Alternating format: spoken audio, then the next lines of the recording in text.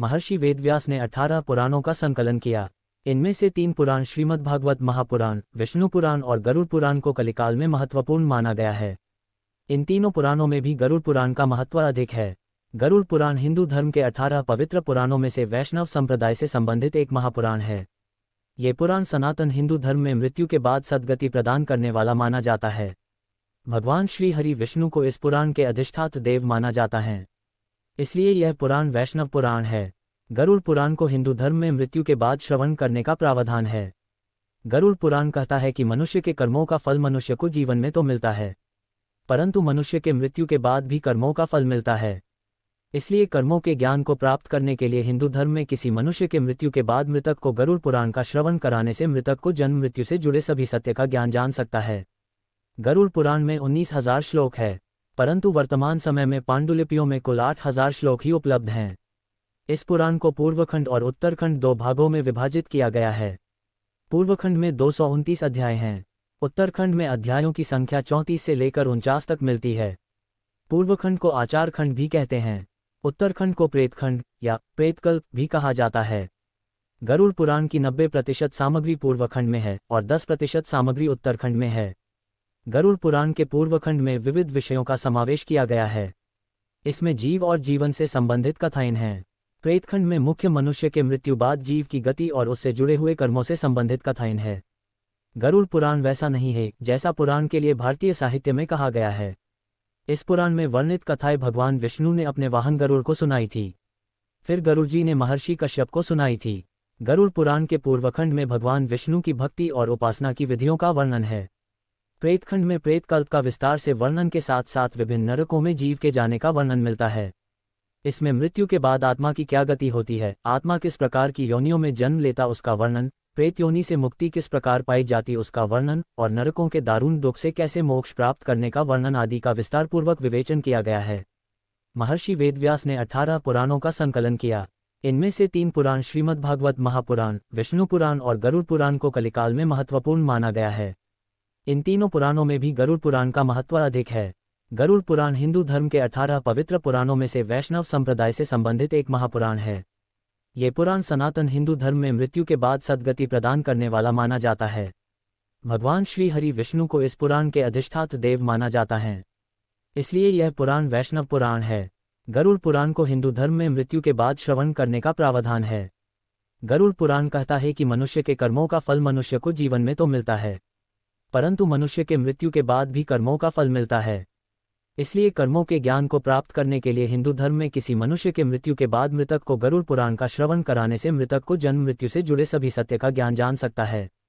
गरुड़ पुराण में 19,000 श्लोक है, परंतु वर्तमान समय में पांडुलिपियों में कुल 8,000 श्लोक ही उपलब्ध हैं। इस पुराण को पूर्वखंड और उत्तरखंड 2 भागों में विभाजित किया गया है। पूर्वखंड में 229 अध्याय हैं।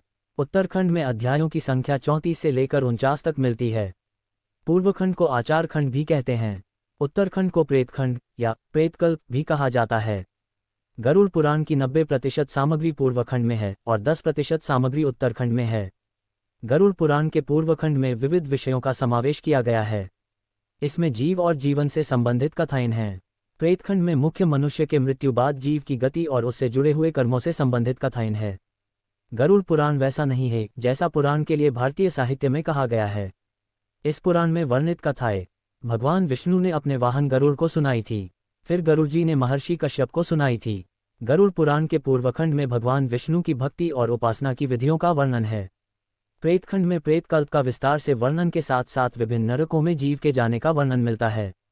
इसमें मृत्यु के बाद आत्मा की क्या गति होती है, आत्मा किस प्रकार की योनियों में जन्म लेता उसका वर्णन, प्रेत योनि से मुक्ति किस प्रकार पाई जाती उसका वर्णन और नरकों के दारुण दुख से कैसे मोक्ष प्राप्त करने का वर्णन आदि का विस्तारपूर्वक विवेचन किया गया है। भगवान श्री हरि विष्णु का वाहन पक्षीराज गरुड़ को कहा जाता है।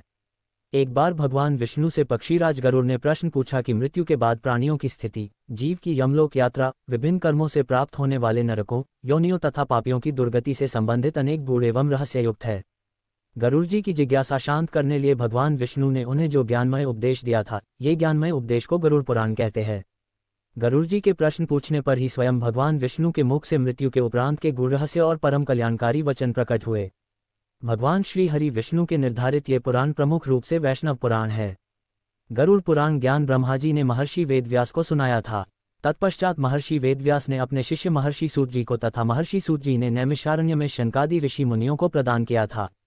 हिंदू धर्म के 16 संस्कारों में 3 जन्म से पूर्व, 4 जीवनकाल में तथा 1 संस्कार मृत्यु के उपरांत किया जाने वाला अंतिम अर्थात अंत्येष्टि कर्म है, जिसका संबंध दाह संस्कार व अन्य अनुष्ठानों से है। मत्स्य पुराण के अनुसार मृत्यु से 12 दिनों तक मृतक की आत्मा अपने आवास व सगे संबंधियों के आसपास ही रहती है। मृतक की आत्मा अंत्येष्टि कर्म का संचालन कर रहे पुरोहित के शरीर में भी देवरूप में प्रवेश करती है। शास्त्रों के अनुसार मृतक की आत्मा गरुड़ पुराण की कथा को सुनती है, जिससे कि उसे मुक्ति मिल सके। पितृमेध सूत्र के अनुसार जिस प्रकार मनुष्य को जीवन में संस्कार के निर्वहन से जय मिलती है, उसी प्रकार मरणोपरांत किए जाने वाले अंत्येष्टि संस्कार के निर्वहन से मृतक को स्वर्ग प्राप्त होता है। प्रत्येक व्यक्ति के लिए 2 संस्कार ऋण स्वरूप हैं जिन्हें करना अनिवार्य है। पहला जन्म से संबंधित जातकर्म और दूसरा अंत्येष्टि कर्म। गरुड़ पुराण प्रथम अध्याय पापियों के यम मार्ग का वर्णन। सिर्फ सुनने मात्र से होगी मृत आत्मा की मुक्ति। भगवान विष्णु तथा गरुड़ के संवाद में गरुड़ पुराण पापी मनुष्यों की इस लोक तथा परलोक में होने वाली दुर्गति का वर्णन, 10 गात्र के पिंडदान से यातना देह का निर्माण, शिव धर्म ही जिसका सुदृढ़ मूल है, वेद जिसका स्कंद तना है, पुराण रूपी शाखाओं से जो समृद्ध है, यज्ञ जिसका पुष्प है और मोक्ष जिसका फल है, भगवान मधुसूदन रूपी पादप जैसे वृक्ष सबको आश्रय देता है, वैसे ही भगवान भी अपने चरणारविंद में आश्रय देकर सबकी रक्षा करते हैं। इसीलिए भगवान मधुसूदन को यहाँ पादप वृक्ष की उपमा दी गई है। कल्प वृक्ष की जय हो। देव क्षेत्र नैमिषारण्य में स्वर्ग लोक की प्राप्ति की कामना से शनकादि ऋषियों ने एक बार सहस्त्र वर्ष में पूर्ण होने वाला यज्ञ प्रारंभ किया। एक समय प्रातः काल के हवनादि कृत्यों का संपादन करके उन सभी मुनियों ने सत्कार किए गए आसनासीन सूत जी महाराज से आदरपूर्वक ये पूछा। ऋषय ऊचु। ऋषियों ने कहा, हे सूत जी महाराज, आपने सुख देने वाले देवमार्ग का सम्यक निरूपण किया है। इस समय हम लोग भयावह यम मार्ग के विषय में सुनना चाहते हैं। आप सांसारिक दुखों को और उस क्लेश के विनाशक साधन को तथा इस लोक और परलोक के क्लेशों को यथावत वर्णन कर में समर्थ है, अतः उसका वर्णन कीजिए। सूत उवाच। सूत जी बोले, हे मुनियों, आप लोग सुने। मैं अत्यंत दुर्गम यममार्ग के विषय में कहता हूँ, जो पुण्यात्मा जनों के लिए सुखद और पापियों के लिए दुखद है। गरुड़ जी के पूछने पर भगवान विष्णु ने उनसे जैसा कुछ कहा था, मैं उसी प्रकार आप लोगों के संदेह की निवृत्ति के लिए कहूँगा। किसी समय वैकुंठ में सुखपूर्वक विराजमान परम गुरु श्रीहरि से विंतापुत्र गरुड़ जी ने विनय से झुककर पूछा। गरुड़ उवाच। गरुड़ जी ने कहा, हे देव, आपने भक्ति मार्ग का अनेक प्रकार से मेरे समक्ष वर्णन किया है और भक्तों को प्राप्त होने वाली उत्तम गति के विषय में भी कहा है। अब हम भयंकर यम मार्ग के विषय में सुनना चाहते हैं। हमने सुना है कि आपकी भक्ति से विमुख प्राणी वही नरक में जाते हैं। भगवान का नाम सुगमतापूर्वक लिया जा सकता है। जिह्वा प्राणी के अपने वश में है तो भी लोग नरक में जाते हैं। अधम मनुष्यों को बार बार धिक्कार है। इसलिए हे भगवान, पापियों को जो गति प्राप्त होती है तथा यम मार्ग में जैसे वे अनेक प्रकार के दुख प्राप्त करते हैं, उसे आप मुझसे कहें। श्री भगवानुवाच। श्री भगवान बोले, हे पक्षींद्र, सुनो, मैं उस यम मार्ग के विषय में कहता हूँ जिस मार्ग से पापी जन नरक की यात्रा करते हैं और जो सुनने वालों के लिए भी भयावह है। हे तार्क्ष, जो प्राणी सदा पाप परायण है, दया और धर्म से रहित हैं, जो दुष्ट लोगों की संगति में रहते हैं, सत्शास्त्र और सत्संगति से विमुख है, जो अपने को स्वयं प्रतिष्ठित मानते हैं, अहंकारी हैं तथा धन और मान के मद से चूर हैं, आसुरी शक्ति को प्राप्त हैं तथा दैवी संपत्ति से रहित हैं, जिनका चित्त अनेक विषयों में आसक्त होने से भ्रांत हैं, जो मोह के जाल में फंसे हैं और कामनाओं के भोग में ही लगे हैं, व्यक्ति अपवित्र नरक में गिरते हैं। जो लोग ज्ञानशील हैं, वे परम गति को प्राप्त होते हैं। पापी मनुष्य दुखपूर्वक यम यातना प्राप्त करते हैं। पापियों को इस लोक में जैसे दुख की प्राप्ति होती है और मृत्यु के पश्चात वे जैसी यम यातना को प्राप्त होते हैं, उसे सुनो। यथोपार्जित पुण्य और पाप के फलों को पूर्व में भोग कर कर्म के संबंध से उसे कोई शारीरिक रोग हो जाता है। आधिक मानसिक रोग और व्याधिक शारीरिक रोग से युक्त तथा जीवन धारण करने की आशा से उत्कंठित उस व्यक्ति की जानकारी के बिना ही सर्प की भांति बलवान काल उसके समीप आ पहुंचता है। उस मृत्यु की संप्राप्ति की स्थिति में भी उसे वैराग्य नहीं होता। उसने जिनका भरण पोषण किया था, उन्हीं के द्वारा उसका भरण पोषण होता है। वृद्धावस्था के कारण विकृत रूप वाला और मरणाभिमुख वह व्यक्ति घर में अवमाननापूर्वक दी हुई वस्तुओं को कुत्ते की भांति खाता हुआ जीवन व्यतीत करता है। वह रोगी हो जाता है, उसे मंदाग्नि हो जाती है और उसका आहार तथा उसकी सभी चेष्टाएं कम हो जाती हैं। प्राणवायु के बाहर निकलते समय आंखें उलझ जाती हैं, नाड़ियां कफ से रुक जाती हैं, उसे खांसी और श्वास लेने में प्रयत्न करना पड़ता है तथा कंठ से घुर-घुर से शब्द निकलने लगते हैं। चिंतामग्न स्वजनों से घिरा हुआ तथा सोया हुआ वह व्यक्ति कालपाश के वशीभूत होने के कारण बुलाने पर भी नहीं बोलता। इस प्रकार कुटुंब के भरण पोषण में ही निरंतर लगा रहने वाला अजितेंद्रिय व्यक्ति अंत में रोते बिलखते बंधु बांधवों के बीच उत्कट वेदना से संज्ञाशून्य होकर मर जाता है। हे गरुड़, उस अंतिम क्षण में प्राणी को व्यापक दिव्य दृष्टि प्राप्त हो जाती है, जिससे वह लोक परलोक को एकत्र देखने लगता है। अतः चकित होकर वह कुछ भी नहीं कहना चाहता। यमदूतों के समीप आने पर भी सभी इंद्रियां विकल हो जाती हैं, चेतना जड़ीभूत हो जाती है और प्राण चलायमान हो जाते हैं। आतुरकाल में प्राणवायु के अपने स्थान से चल देने पर एक क्षण भी एक कल्प के समान प्रतीत होता है और 100 बिच्छुओं के डंक मारने जैसी पीड़ा होती है, वैसी पीड़ा का उस समय उसे अनुभव होने लगता है। वह मरणासन व्यक्ति फेन उगलने लगता है और उसका मुख लार से भर जाता है। पापी जनों के प्राणवायु अधोद्वार गुदामार्ग से निकलते हैं। उस समय दोनों हाथों में पाश और दंड धारण किए, नग्न दांतों को कटकटाते हुए क्रोधपूर्ण नेत्र वाले यम के 2 भयंकर दूत समीप में आते हैं। उनके केश ऊपर की ओर उठे होते हैं, वे कौए के समान काले होते हैं और टेढ़े मुख वाले होते हैं तथा उनके नख युद्ध की भांति होते हैं। उन्हें देखकर भयभीत हृदय वाला वह मरणासन प्राणी मलमूत्र का विसर्जन करने लगता है। अपने 5 भौतिक शरीर से हाय हाय करते हुए निकलता हुआ तथा यमदूतों के द्वारा पकड़ा हुआ वह अंगुष्ठ मात्र प्रमाण का पुरुष अपने घर को देखता हुआ यमदूतों के द्वारा यातना देह से ढक कर के गले में बलपूर्वक पाशों से बांधकर सुदूर यममार्ग यातना के लिए उसी प्रकार ले जाया जाता है, जिस प्रकार राजपुरुष दंडनीय अपराधी को ले जाते हैं।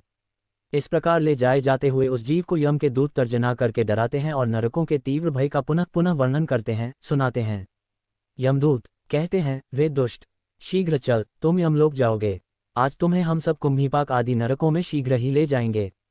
इस प्रकार यमदूतों की वाणी तथा बंधु बांधवों का रुदन सुनता हुआ वह जीव जोर से हाहाकार करके विलाप करता है और यमदूतों के द्वारा प्रताड़ित किया जाता है। यमदूतों की तर्जनाओं से उसका हृदय विदीर्ण हो जाता है, वह कांपने लगता है, रास्ते में कुत्ते काटते हैं और अपने पापों का स्मरण करता हुआ वह पीड़ित जीव यममार्ग में चलता है। भूख और प्यास से पीड़ित होकर सूर्य, दावाग्नि एवं वायु के झोंकों से संतृप्त होते हुए और यमदूतों के द्वारा पीठ पर कोड़े से पीटे जाते हुए उस जीव को तपी हुई बालुका से पूर्ण तथा विश्राम रहित और जल रहित मार्ग पर असमर्थ होते हुए भी बड़ी कठिनाई से चलना पड़ता है। थकाकर जगह जगह गिरता और मूर्छित होता हुआ वह पुनः उठकर पापी जनों की भांति अंधकारपूर्ण यमलोक में ले जाया जाता है। 2 अथवा 3 मुहूर्त में वह मनुष्य वहां पहुंचाया जाता है और यमदूत उसे घोर नरक यातनाओं को दिखाते हैं।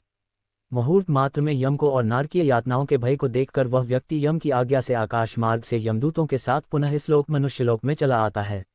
मनुष्य लोक में आकर आबादी वासना से बद्ध वह जीव देह में प्रविष्ट होने की इच्छा रखता है, किंतु यमदूतों द्वारा पकड़कर पाश में बांध दिए जाने से भूख और प्यास से अत्यंत पीड़ित होकर रोता है। हे तार्क्ष, वह पातकी प्राणी पुत्रों से दिए हुए पिंड तथा आतुरकाल में दिए हुए दान को प्राप्त करता है तो भी उस नास्तिक को तृप्ति नहीं होती। पुत्रादि के द्वारा पापियों के उद्देश्य से किए गए श्राद्ध, दान तथा जलांजलि उनके पास ठहरती नहीं। अतः पिंडदान का भोग करने पर भी वे क्षुधा से व्याकुल होकर यम मार्ग में जाते हैं। जिनका पिंडदान नहीं होता वे प्रेतरूप में होकर कल्पपर्यंत निर्जन वन में दुखी होकर भ्रमण करते रहते हैं। सैकड़ों करोड़ कल्प बीत जाने पर भी बिना भोग किए कर्मफल का नाश नहीं होता और जब तक वह पापी जीव यातनाओं का भोग नहीं कर लेता तब तक उसे मनुष्य शरीर भी प्राप्त नहीं होता। हे पक्षी, इसलिए पुत्र को चाहिए कि वह 10 दिनों तक प्रतिदिन पिंडदान करे। हे पक्ष श्रेष्ठ, वे पिंड प्रतिदिन 4 भागों में विभक्त होते हैं। उनमें 2 भाग तो प्रेत के देह के पंचभूतों की पुष्टि के लिए होते हैं, तीसरा भाग यमदूतों को प्राप्त होता है और चौथे भाग से उस जीव को आहार प्राप्त होता है। 9 रात दिनों में पिंड को प्राप्त करके प्रेत का शरीर बन जाता है और 10वें दिन उसमें बल की प्राप्ति होती है।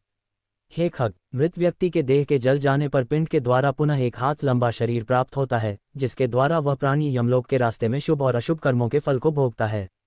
पहले दिन जो पिंड दिया जाता है उससे उसका सिर बनता है, दूसरे दिन के पिंड से ग्रीवा, गर्दन और स्कंद, कंधे तथा तीसरे पिंड से हृदय बनता है। चौथे पिंड से पृष्ठभाग, पीठ, 5वें से नाभि, छठे तथा 7वें पिंड से क्रमशः कटी, कमर और गुह्यांग उत्पन्न होते हैं। 8वें पिंड से उरुक, जांघें और 9वें पिंड से जानू, घुटने तथा पैर बनते हैं। इस प्रकार 9 पिंडों से देह को प्राप्त करके 10वें पिंड से उसकी क्षुधा और तृषा, भूख प्यास ये दोनों जागृत होती हैं।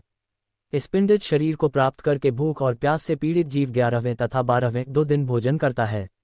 13वें दिन यमदूतों के द्वारा बंदर की तरह बंधा हुआ वह प्राणी अकेला उस यममार्ग में जाता है। हे खग, मार्ग में मिलने वाली वैतरणी को छोड़कर यमलोक के मार्ग की दूरी का प्रमाण 86,000 योजन है। वह प्रेत प्रतिदिन रात दिन में 247 योजन चलता है। मार्ग में आए हुए इन 16 पुरों नगर को पार करके पातकी व्यक्ति धर्मराज के भवन में जाता है। 1 सौम्यपुर, 2 सौर्यपुर, 3 नगेंद्र भवन, 4 गंधर्वपुर, 5 शैलागम, 6 क्रौंचपुर, 7 क्रूरपुर, 8 विचित्र भवन, 9 बहवापदपुर, 10 दुखदपुर, 11 नानाक्रंदपुर, 12 सुतप्त भवन, 13 रौद्रपुर, 14 प्योवर्षणपुर, 15 शीताध्यपुर तथा 16 बहुभीतिपुर को पार करके इनके आगे यमपुरी में धर्मराज का भवन स्थित है। यमराज के दूतों के पाशों से बंधा हुआ पापी जीव रास्ते भर हाहाकार करता रोता हुआ अपने घर को छोड़ करके यमपुरी को जाता है।